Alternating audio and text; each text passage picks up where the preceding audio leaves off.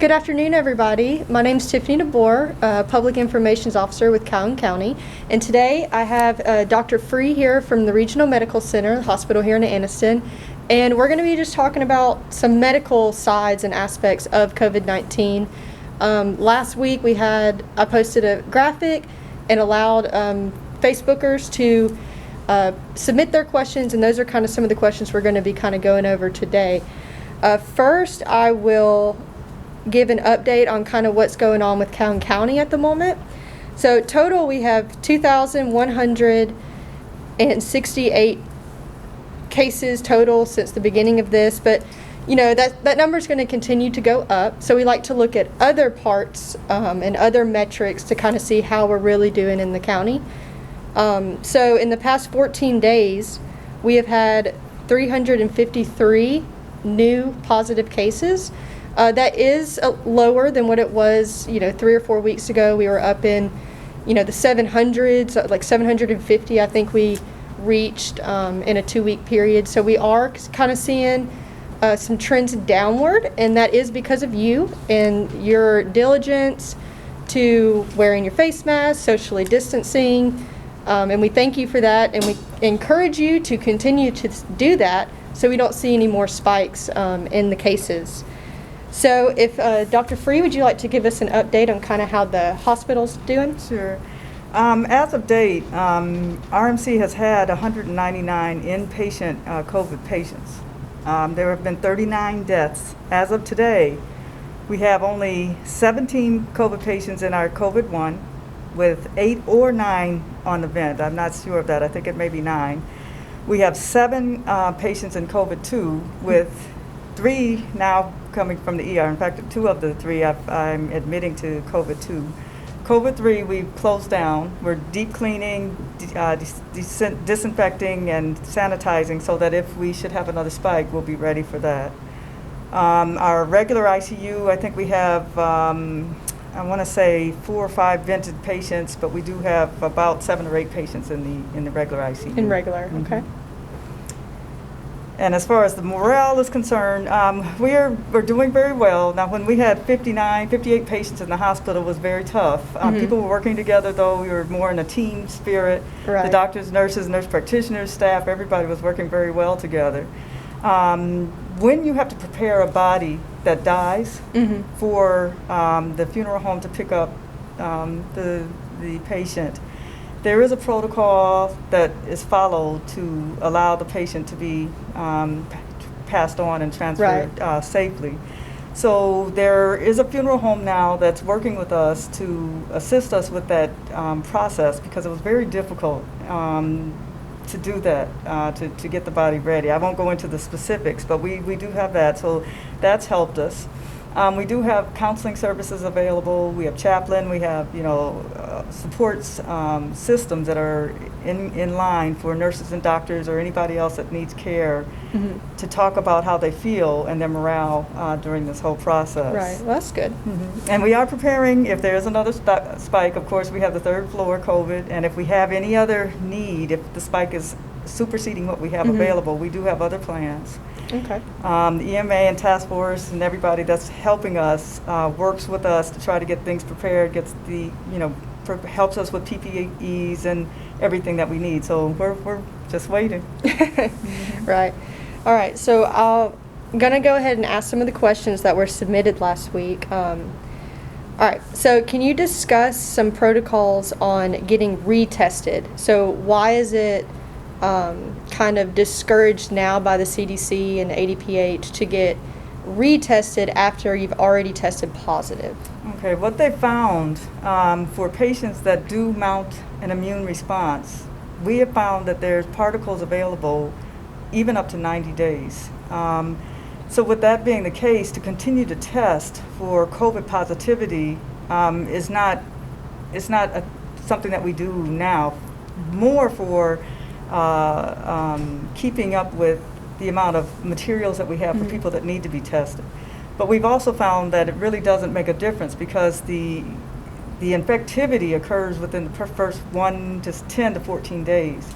After you've been treated, you may more than likely submit a robust or moderate or even mild immune response. So to test during that time just doesn't, it's not effective. Right. Now, in the hospital, we do have protocols to test. If we have to send a patient from the COVID unit when we were totally full, and we wanted to move people out of the unit so that we can get other patients in the ER in, then we would test with the quick tests. If either one of those was negative, then we had a PCR test that was confirmatory that we would test in-house, get that result. If it was negative, all three were negative, then we were safe to send those patients out. Also, if we have to send patients to certain nursing homes, we have to have so many 1 or 2 negative tests. Some of the nursing homes, though, are taking patients that are positive. So that's the science behind that. Yeah.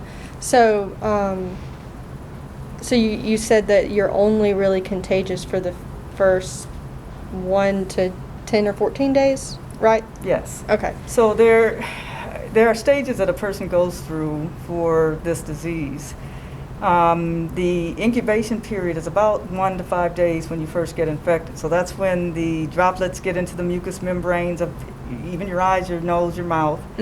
And then the disease, the virus starts replicating and doing what it does. So within the first 1 to 5 days, you're really infected. I mean, that's when you can really spread the virus tremendously. We've noticed that about 5 days to 10 days, your immune response starts kicking in. The IgM, certain kinds of fighter cells are coming about. And then after about 14 days, your body seems to wane off. For the stages, the first stage, of course, 1 to 5 days, you're going through stages. And for the second stage, if your body continues to fight, you probably will do okay. I mean, that's when, we don't have to worry about respiratory failure. But if you reach stage 3, your body's either robust with its immune response and the fight against the virus is very big, and you got cytokine storms occurring. And then you have respiratory pneumonia that's multilobar, then respiratory failure, and then multi-organ system failure, and then coagulopathies, and all these, these really big words. Well, I'm sorry. No, you're good. So then you start having response of your body to try to fight off this virus goes awry. Right. And when you send out those killer cells to affect the virus, certain chemical reactions occur, and it can affect, lung tissue and vessels and anything that's a barrier that doesn't allow viruses to get through, or the white cells to get through, or the fighter cells, and you have, reactions occur that can damage other organs. And so that's where the 10, 14-day protocol for quarantining has kind of came from, due to the infectious rate of it? Yes. Okay. Yes. Okay. So that makes sense on why they've recommended 10 days or 14-day quarantines. Okay, so can you explain what it means to be asymptomatic COVID positive person, and are there any statistics on how many people seem to be asymptomatic just walking around? Asymptomatic means you have the disease and don't know that you have the disease. You don't have any symptoms, nothing. No cough, no congestion, no fever, no muscle aches. You're just a happy-go-lucky person, and you happen to go to one of these drive-up test centers and get a test, and you're positive. And it shocks a lot of people because they don't realize that they are. So approximately 80% of people can be asymptomatic with the virus. And the problem with that is you feel good, you feel great, so you're not going to think about being infectious to somebody else. You go home, you may have somebody that's a younger person or an older person, or somebody that has an immune response problem. They're on chemo, have other comorbid conditions like diabetes, high blood pressure, COPD, and then you spread the virus to other people. Right. And so I guess that's why it's important to wear a mask and social distance all the time, even if you're not feeling sick, because you could be asymptomatic. So when you're asymptomatic, you should truly quarantine yourself. I mean, if you test positive, you should quarantine yourself. You should wear the mask, go home, within 10 days, I would say, stay quarantined. Even with people in your home, wear the mask, have them wear the mask, wash your hands, don't sit close. Don't, if you're eating meals, don't eat meals near people, because when you're eating, you just don't know how those droplets are moving about. If you're coughing or you're sneezing, definitely have to wear a mask on, Right. or you're moving away and going and washing your hands. And your family members should really wash surfaces where your hands have touched, light switches, light bulbs, the change for the TV, all these kinds of things. Really have to Right. pay attention. Yeah. Well, that's really good to know, and I think even, for me, I may not feel sick, but just to wear my mask when I'm out or at the office or going to the store so that I don't get someone else sick. Yes. Yeah. Yes. Okay. So how long might the fatigue or symptoms that you experienced while being COVID positive last after you've already recovered and you're no longer positive? Okay. It just depends. If you have a mild case, you may feel ill maybe within 1 to 2 weeks, and then you're better. If a person has stage 3, where they've got, they've been ventilated, they've had multi-lobe or pneumonia in every lobe of the lung, they may have had renal or kidney problems and liver enzymes out of whack, and other things that are showing that their enzymes and inflammation is really robust. You may have problems for weeks to months. And since we are still in the process of following people that have gotten sick, we know people that are still sick. I mean, people that have been admitted back in March and may have stayed in the hospital 21 or 30 days, and they've been contact traced and called, and Right. they follow up with their primary care doctors or whomever, and they're still feeling extremely ill. We don't know what the repercussions of this disease is going to be.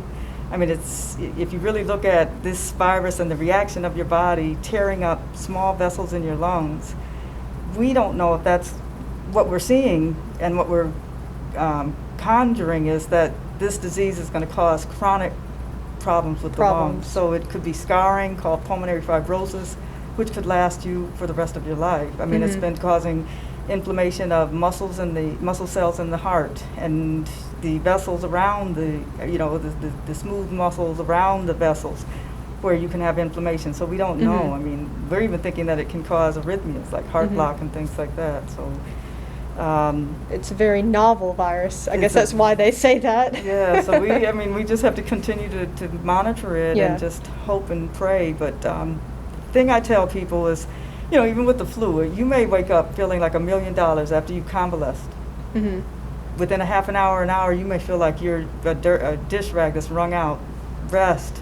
Don't push yourself, because you may get sick again. And Right. with your immune system being lower, having fought this virus, you're apt to get other things like bacteria infections or other problems.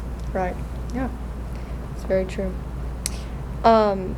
So I know at one of our press conferences, Dr. Magadia had shared experience that he had maybe seen somebody again from that he had seen back in March. Do you know if there's any findings that show that a person can receive COVID for a second time?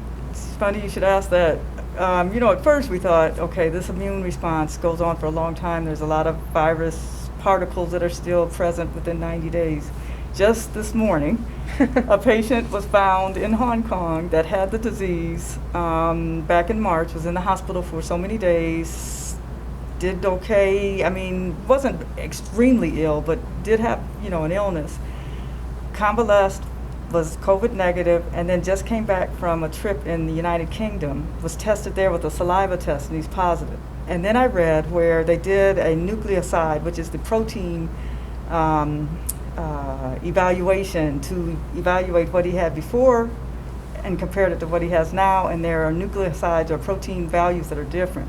So they're conjuring that this is probably another case of COVID. That's mutated since then? We don't know if it's a mutation or it's a new virus or what. I mean, this is all new. And Dr. Magadia, he says that, he really does believe that his patients have gotten it again. And who's to say that that's not the case? So there's a possibility, we just don't know. Don't know yet. Oh. I know. So, yeah. So, can you talk about the concept of herd immunity and how maybe that aspect, if we can get it again, how that would affect herd immunity, or kind of just maybe discuss that a little bit? Yeah, herd immunity is, a herd is like a group.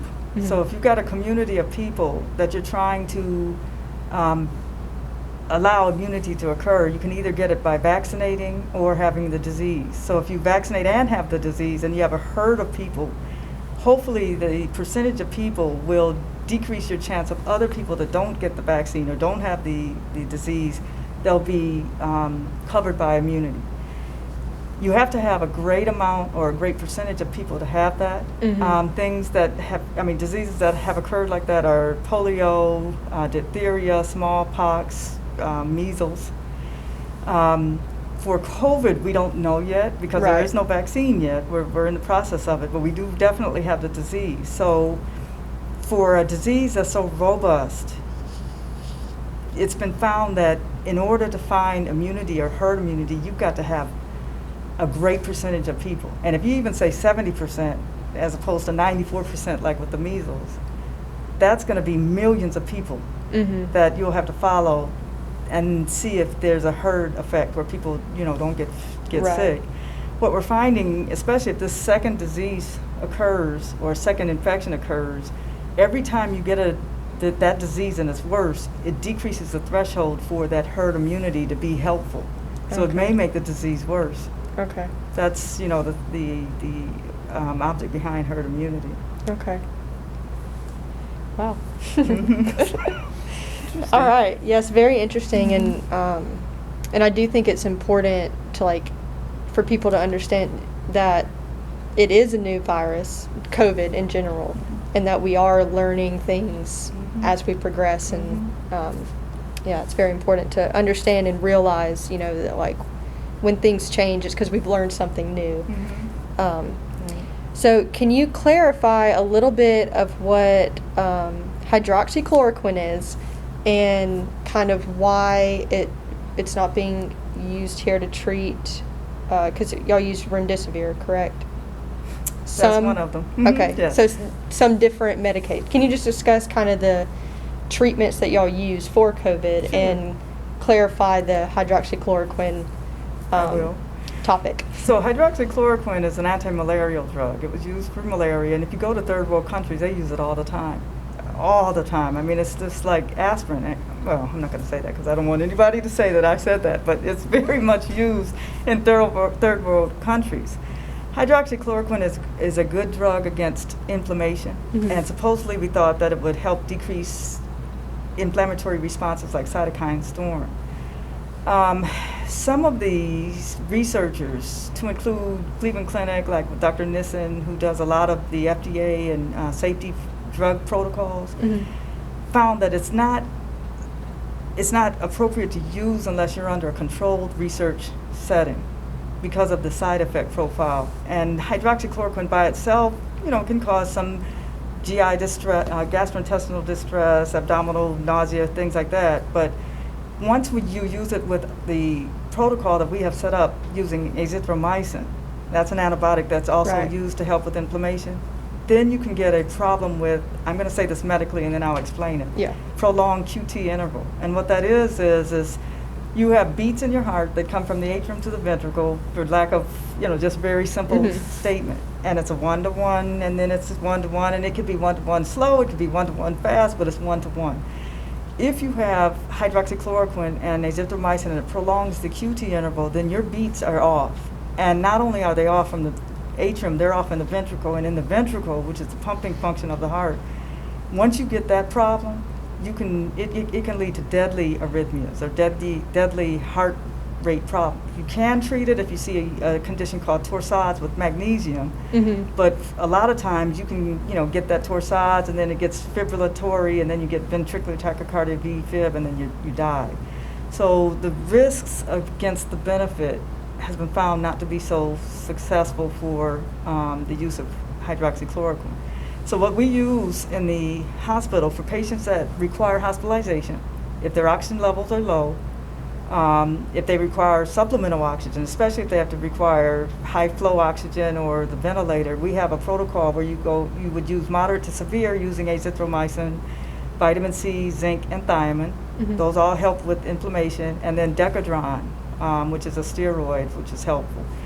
Once you get to a severe disease and you've got respiratory failure, or your oxygen levels are extremely low, or you're on a ventilator, and then ECMO, which we don't use here, remdesivir, which is an antiviral, is very helpful to decrease the inflammatory reaction length, and just for lack of going into the pathophysiology, it's been very helpful. Right. There are studies still using hydroxychloroquine, and it may come about in the future. We may find that it, is something that we will use, but at this present time, we're trying many, many things. There are biologics that are used when you have a response to this virus. Your body sends out cells, not just white cells, but there are, I'll say medically, and then I'll explain it, interleukin reactions and tumor necrosis factor and all these kind of cells that are like soldiers that are coming to, respond to infection. There are drugs now that are on the market that are used for other things that we're using in research to see if it helps decrease the inflammatory response. Okay. So, a lot of it comes down to like risk versus benefit sometimes when you're kind of deciding what to use and for treatment. Yes. Okay.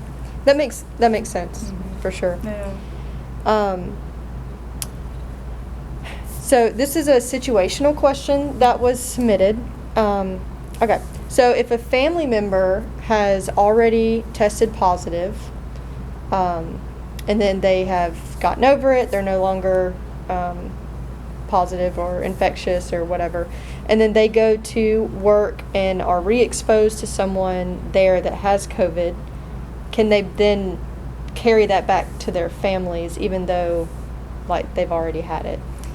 That's a good question. I can't answer that question properly because I don't know. If you're beyond the 14 days, then more than likely your infectivity is not there. Right. However, we don't know, so it's best to just be safe. If you've had the virus and you go to work and you're exposed to somebody, then wear your mask, again, social distance, wash your hands, do the whole 9 yards.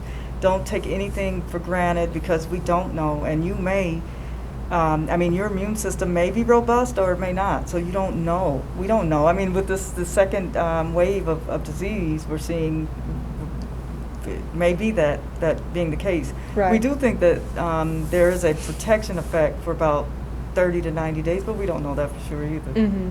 Yeah. Sorry, I don't have definitive answers, No, that's fine. Just your medical opinion is fine. Okay. So, all right. Do you have anything else? Well, here, I'll check. Do we have any questions? Okay. Do we have, do you have anything else that you would like to share with the public? Just that there will be vaccines available. They're in one of 3 phase trials. There are 6 companies right now that are vying to see, what's best. Convalescent plasma, I know that there's been a big to-do about what's going on with that. That's where you've taken blood from a person and plasma from a person that's already had the positive disease. Right. We're seeing if that's going to be helpful. Right now, we are actually, Dr. Magadia is using it for patients that are pretty sick. And so it's more in a research type atmosphere. There was a question whether children can spread the disease. Well, the younger children seem to have less of a robust immune system, so with that being the case, they don't have that fighter response that you see with really sick people. Right. But after a certain age, teens and older children can spread the virus just like adults do. So, you have to be careful. The other thought was that young children have stronger and healthier vessels. They have stronger and healthier cell walls, so a lot of times they don't get as sick as adults do. Right. But in time, we do things to ourselves and we lose our abilities to protect. Other than that, my other suggestion is to, definitely wear your mask. Before I came here, just admitted 2 COVID positive patients. They're not on a vent yet, but people are still getting sick. We're still seeing people. We're still preparing for a surge. wear your mask, wash your hands, self-distance, please wash off surfaces, be safe, be kind to other people, just don't take things for granted because Right. this disease kills. Yeah. Well, we thank you for taking the time. I know you're very busy to sit down with us and kind of discuss some of the medical questions that the community has. So also thank you for tuning in, and next week we'll talk with somebody else and we'll be letting you know what questions you can submit. You can also let us know any topics or suggestions you have for these Q&As, and you can submit those on our website, calhounema.org, under the Contact Us form. And for any updates, you can follow us on all of our social media platforms: Facebook, YouTube, Instagram, and Twitter. So thank you, and thank you, Dr. Free. Okay, thank you. Bye, everybody.